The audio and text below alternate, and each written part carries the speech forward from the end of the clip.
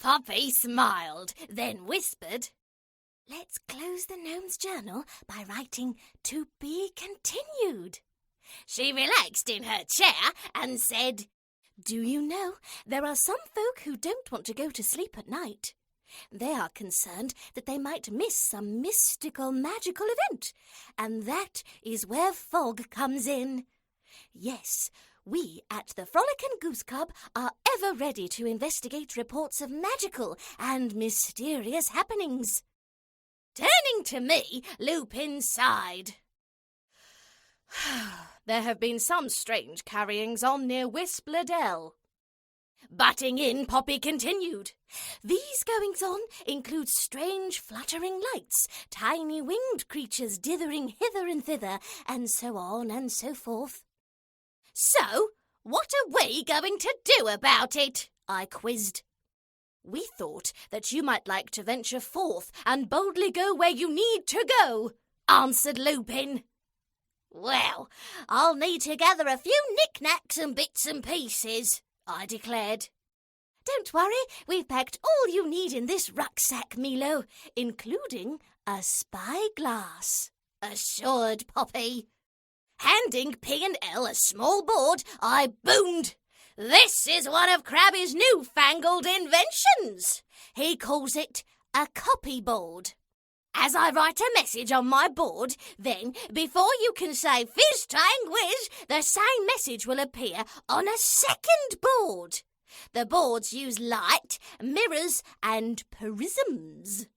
I'll keep a record of my quest and post updates on my board each night.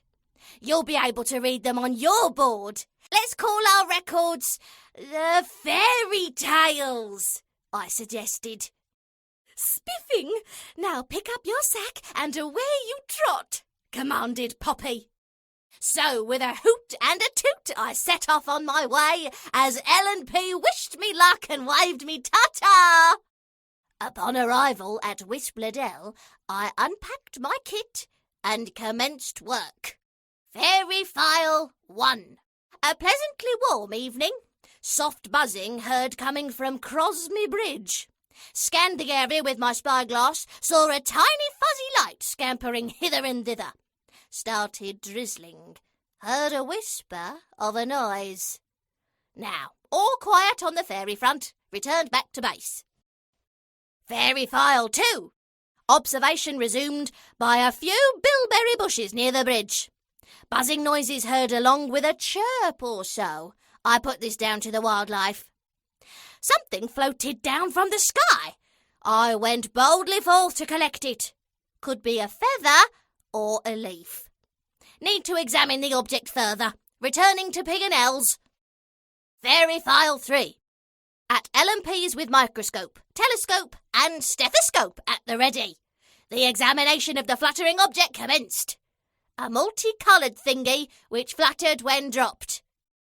Well, if it looks like a feather, feels like a feather and flutters like a feather, then maybe it is a feather, chortled Poppy. Hang on one moment, I spluttered. When have you ever seen a feather rise up from the ground and flutter around the room, eh? Lupin suggested that it might be possible if there was a draft, and Poppy had indeed seen such a sight at the annual feather wafting contest. Pointing to our fluttering object, I argued, "Well, I can't see anybody wafting it, and unless you've got the draftiest of all drafty houses, how do you explain this what's-it fluttering all over the room? Oh, now it's flown out of your room. Quick, let's follow it." Grab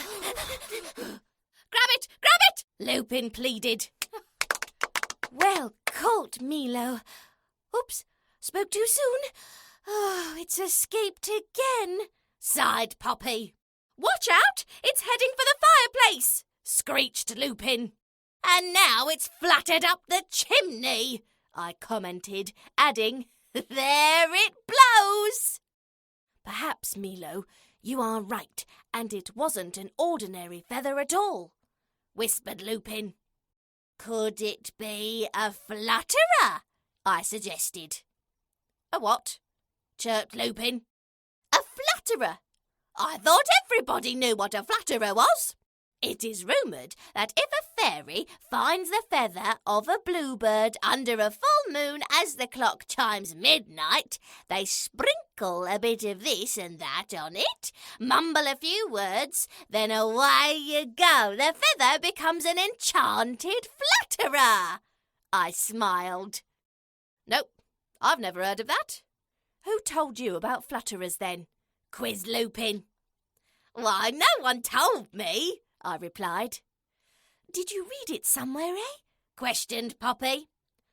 No, I smiled, then added, I dreamt it. Dreamt it? Poppy and Lupin blurted out in unison. Yes, I had a dream the other night when I was looking out for fairies down by Crossme Bridge in Westbledell, I whispered. Do you know what I think, Melo? Before giving me chance to answer, Lupin continued.